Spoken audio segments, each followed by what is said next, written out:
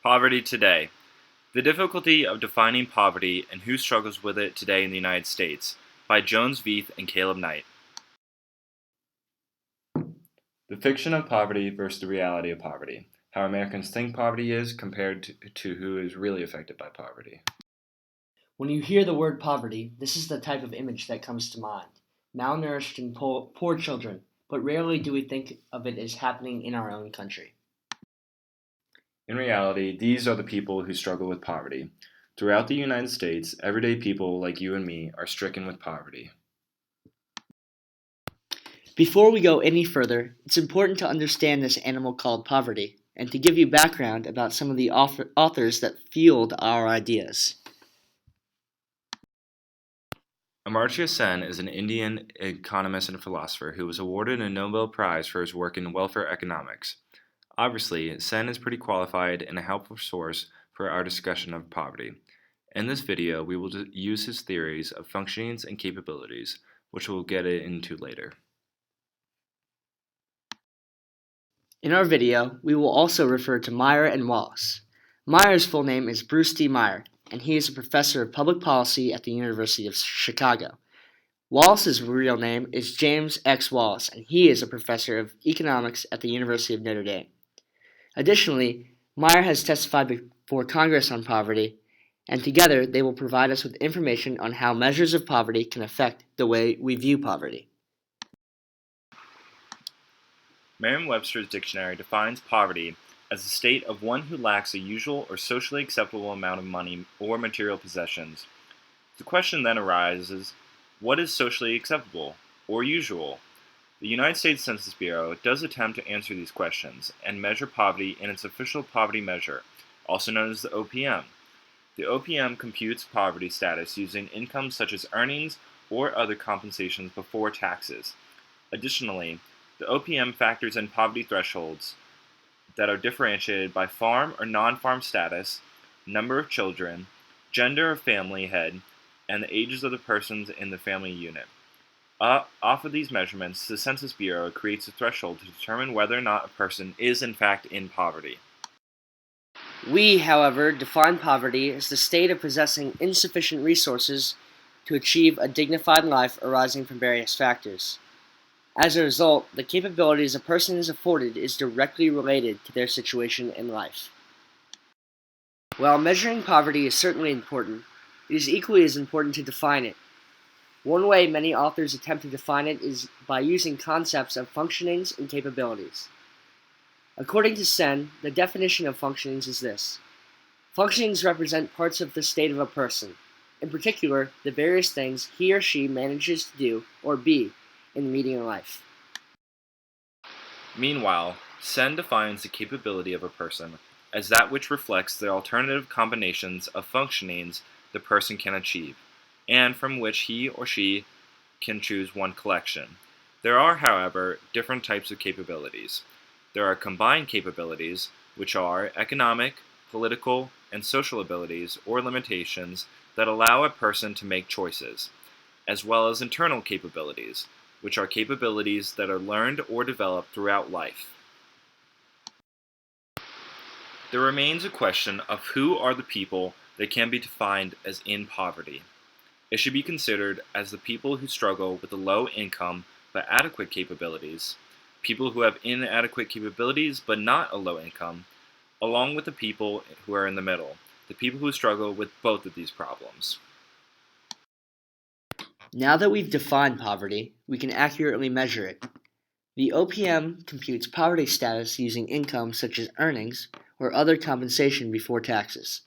Additionally, the OPM factors in poverty thresholds that are differentiated by farm or non-farm status, number of children, gender of family head, and the ages of the persons in the family unit.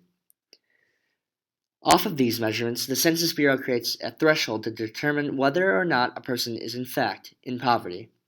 Originally, the OPM was derived from the U.S. Department of Agriculture food budgets designed for families under economic stress and data about what proportion of their family's income goes to food.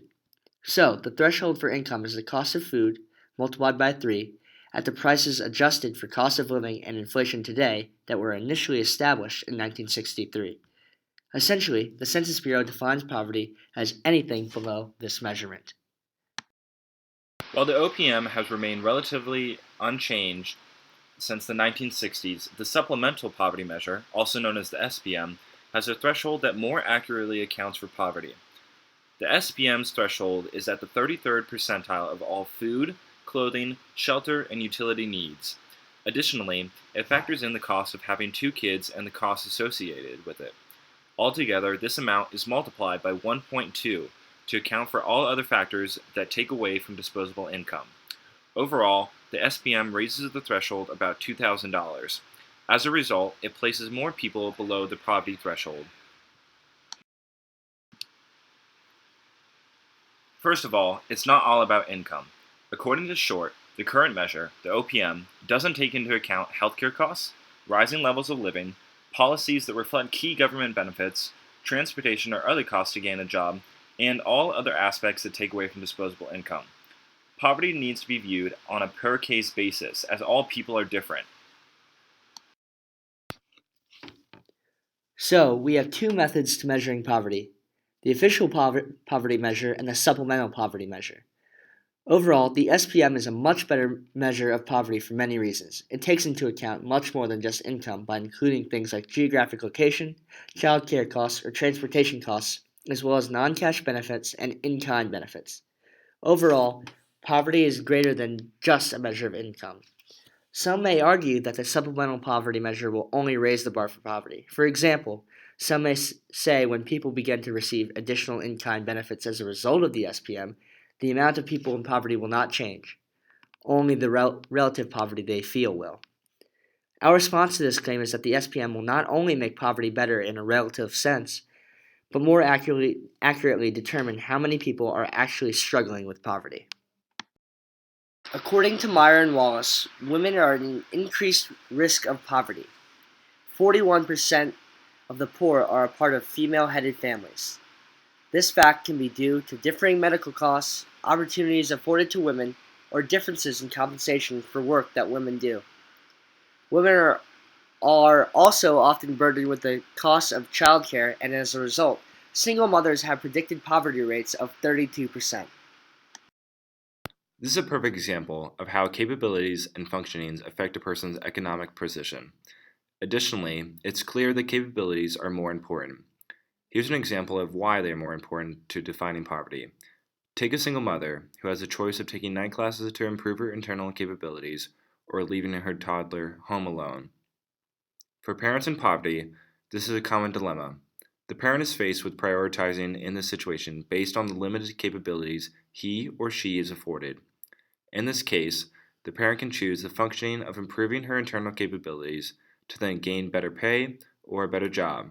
However, as a result, she neglects her own child or forfeits other disposable income on paying for childcare. The choice the parent makes, however, is the capabilities the parents are afforded. So the functioning is not what limits the parent, it is the capability. As a whole, the capabilities a person is afforded can accelerate or hamper down their position in life in many more ways than the functionings of a person can. So now we have to decide which is more important to look at when it comes to studying poverty. Overall, a group that is in poverty can be inhibited in many ways that are out of their control. Whether it's inadequate income or capabilities, either one can drive a person into poverty. Furthermore, both can be actors in any given situation and drive someone deeper into poverty. Because poverty is so much more than just measuring income, the supplemental poverty measure creates a better poverty threshold because it includes healthcare costs, rising levels of living, policies that reflect key government benefits, transportation, or other costs to getting a job that the official poverty measure does not. We therefore conclude that poverty is the state of possessing insufficient resources to achieve a dignified life arising from the capabilities that person is afforded.